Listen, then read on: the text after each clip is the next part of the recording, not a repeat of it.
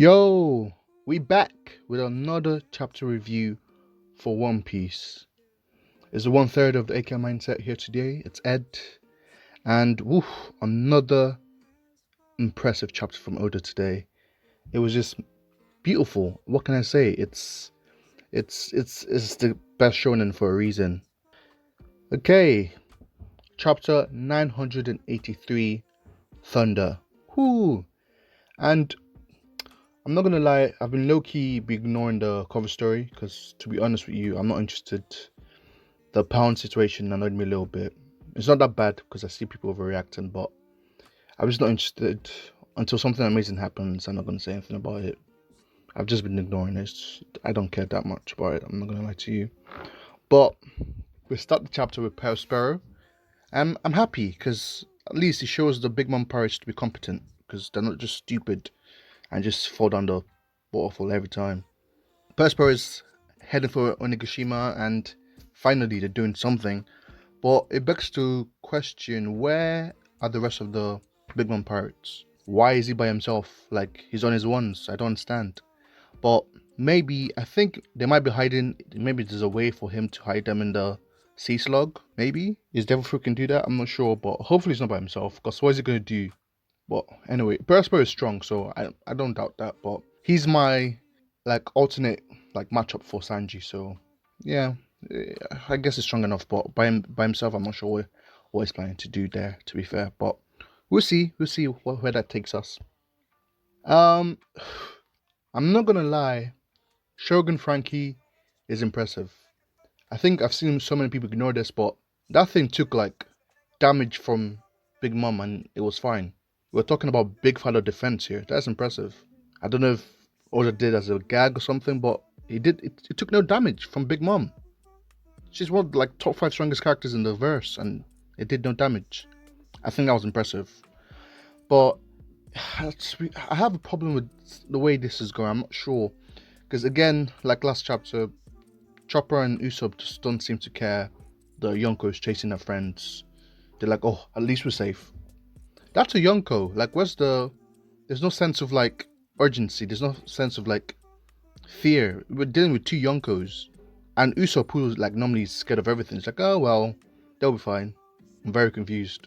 And we get to see Big Mom, and she looks scary, which makes me happy. Because I kept saying this, she's a Yonko. We need that, she needs to look scary. She needs to look like a force to be reckoned with. And we're getting that this chapter. She looks scary. She's making more homies, and it's beautiful. She's doing greatness. I love that. When I first read the chapter, I was a bit angry with Sanji. It was oh, I'm not giving up on the ladies. It's what? Why? When on Yonko's territory, we have so much to do, but you care about prostitutes? I'm very confused. But then I thought, wait, Sanji is on his own, and every time Sanji is by himself, he comes in clutch, which makes me happy because we know Mr. Prince was the best version of Sanji, and we might get a Mr. Prince kind of action again. Oh, I'm happy for it. I'm here for it. I'm telling you. And by the way, hashtag bring Mr. Prince back. That was the best version of Sanji. But yes, that makes me happy because at least maybe it's leading to Sanji doing something, which makes me very, very happy. Then we move over to Orochi and his fetish of crucifying people.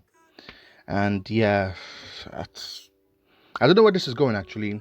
With Nami, Kara, and Shinobu possibly breaking in. I don't know what they're gonna do because Queen is there as well, and so many beast pirates. I don't even think they have the ability to do anything in that situation. So I don't even know where this is going. Hopefully someone does something. I don't know who. Maybe Sanji comes in and does a clutch moment and rescues Momo. Hopefully. But yeah, I don't know where this is leading, to be fair. I think it was just off place in the chapter. That was just me personally though, but yeah.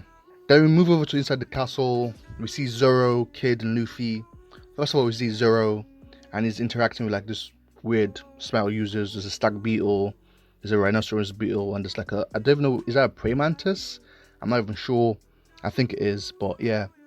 And you can see the mentality of the gifters. There were former captains who wanted to be the pirate king, but obviously Kaido turned the bug with them, and they're thinking twice.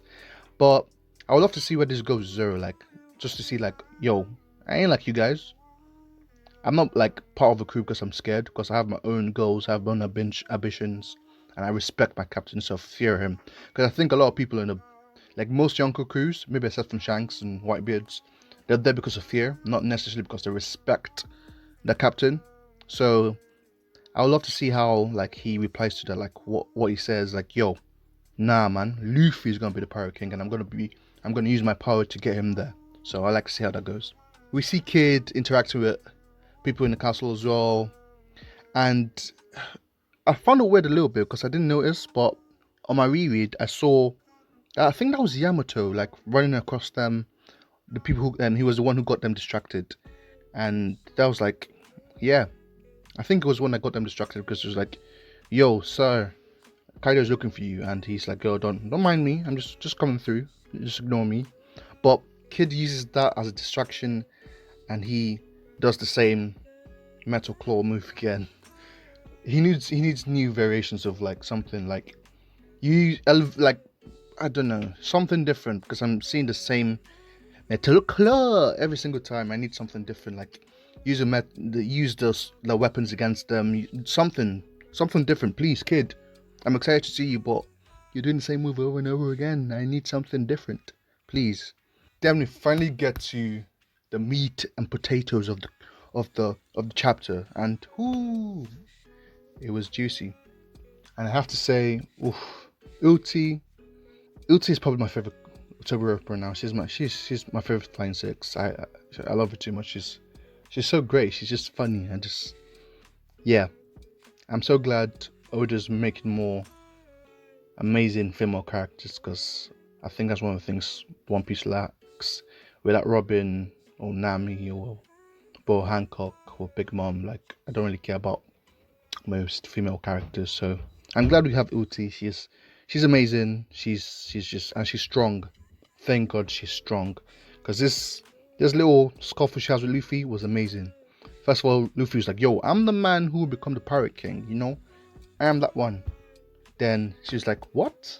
What are you talking about? The only person who is gonna be the Pirate King is Kaido, you ultra buffoon." Oh, and we finally see her Devil Fruit power, which is the I'm never gonna butcher it because I can't even say that because I don't know my dinosaurs like that is.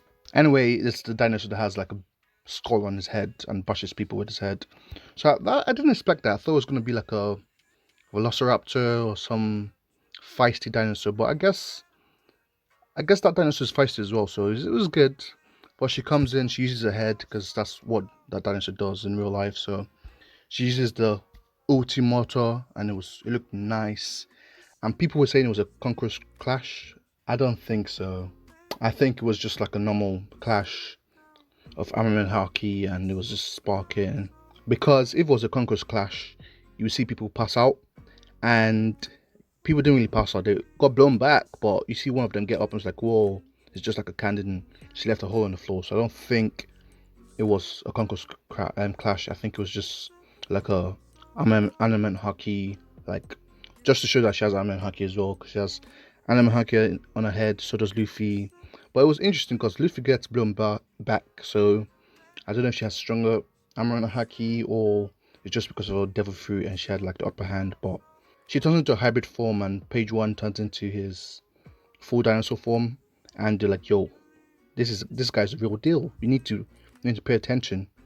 Then we see Luffy, he's like, yo, I need to be serious because this is a Yonko's castle, so they're gonna be strong people, obviously, which I love. He's taking it seriously, and it goes in, and this has to be one of my favorite fights in Mono because the choreography was just beautiful. He speed blitz, ulti, grabs her by the horn, and like slams her to the floor, and you see Pedro trying to like bite him, and he just like dodges it, goes under him, and gives him the elephant gun. And I'm not gonna lie, page one has to be like my least favorite. He hasn't done anything too interesting to me. I think the biggest thing he's done was like survive Sanji's attack, which I don't even know how he did. But I think because it's like maybe he's awakened Zoan because they have like mad durability, so that might be why. But I think he's done here because we don't see him before. The rest of the chapter was just out.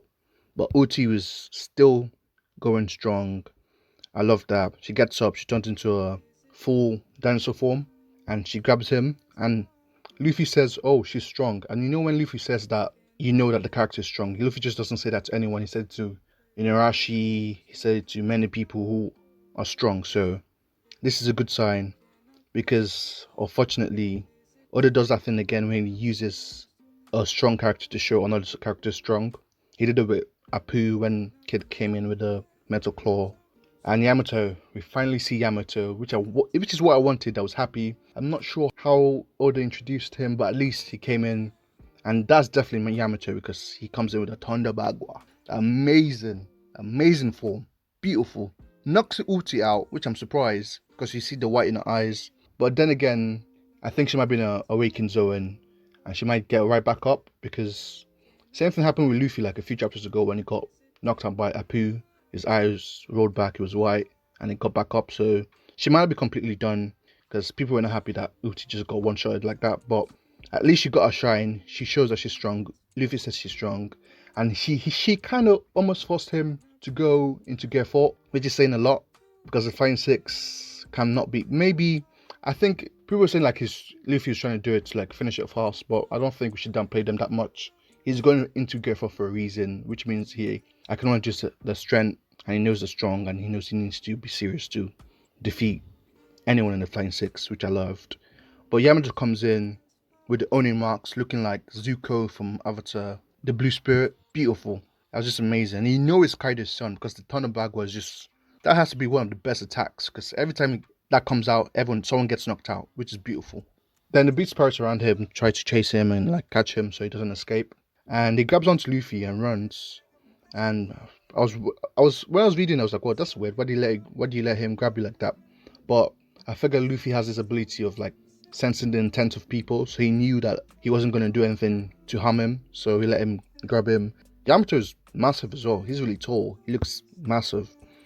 So he grabs Luffy. He's running away. And he's like, "Yo, I'm Yamato. I'm Kaido's son. I've been waiting for you for a long time," which is interesting. Yamato is a very interesting character because, first of all, the mask, we don't know what he looks like, and he has this chains on his hand, which a lot of people are speculating is Odin. Please, One Piece community, don't do this, please. Can you imagine if it's actually Odin? That would be so bad. No, Odin should stay dead. The death was too impactful, so it's not Odin, but he has the same chains Odin had when he died. People were saying that he just looks up to Odin, but it would be weird to look up to Odin and just wear chains on your hand for no reason. I think it was tied up and he escaped and is running around with it in his hands. That's what I think. But it also has that Sasuke thing that you tie around your waist as well, that Odin had as well. So that's like feeds the speculation as well, but I'm not sure. I think it's just, I don't know, maybe he's a huge fan of Odin. I'm not too sure. Hopefully that's not Odin. God forbid. No, never. I think I prefer the idea that he looks up to Odin, or maybe read his Odin's journal and knows about Odin and he just looks up to him. So that might be interesting. Yeah, that's it for the chapter, guys. It went really fast. I didn't want it to end. That's how I knew it was very interesting. I was enjoying it. I was enjoying myself. It's like, what? It's over already? That was good. That was great. My ratings for it is still an 8 out of 10. It was a good chapter. It was really enjoyable. I mean, that Yamato reveal was beautiful. That's what I wished for last chapter and I got it, so I was really happy. I'm not too sure about Uchi getting knocked out. And page 1 is just, I don't know, he's been low-key disappointing. It was just after that elephant gun, the same thing that took out Hody Jones, took him out. Hopefully he gets up as well because Awakened Zone user, so maybe he's not done like Uchi, but. And the Usopp bit as well, with them not too caring too much about Yonko chasing the crewmate. I don't know what Oda's doing that. I don't like it personally. I'm not sure how I feel about that. There should be a sense of fear. Like, I think that's one thing that this is lacking. Like, everyone's just going around and there's no seriousness. No one's like taking it too seriously. It's like, oh, we just need to get to Kaido and hopefully beat him. No, this is a Yonko's territory. There are 2 Yonkos here. There's no sense of urgency. There's no sense of fear. Everyone's just like happy-go-lucky. Let's just get to the castle. Let's just beat Kaido. It's not going to be that easy. I expect Luffy, and I don't expect it from Luffy. I don't expect Luffy to be scared. I don't expect Zoro, Sanji, Kid, Killer. But everyone else, they should be like slightly worried. They don't know where Momo is. They don't know what's happening to him. But everyone's just like, yeah, we're fine. But Anyway, it was a good chapter nonetheless. I enjoyed it. It was really good. My expectations for next chapter. I thought Yamato was the one stalking Jinbei and Robin, but it might be someone else. I need to see what's happening with Jinbei and Robin. We need to go back to Law and his group. What's going on there? We need to go back to Kinemon. What's happening with his group as well. So I'm going to see if Marco, because it shows Perospero is really close to Onogashima, so maybe Marco and Nekomamushi are there as well, or maybe Oda's gonna like wait for that until like something serious happens and they like step in to save them. But I need to see. I basically need to see what other groups are going on. We've been focusing too much on this group, so let's move on. Let's see what Law's doing. Let's see what Kinemon's doing. Let's see Jinbei and Robin. But unfortunately, there's a break next week, so we have a long 2-week wait. It is what it is. But thank you for listening to me, my review of One Piece, chapter 983, Thunder. And don't forget to like, comment, share, as well as turn on the notification bell to get more videos from us, some more content, because it's coming your way. More podcasts coming, more discussions coming. Yeah, have a great day or night wherever you are. Deuces.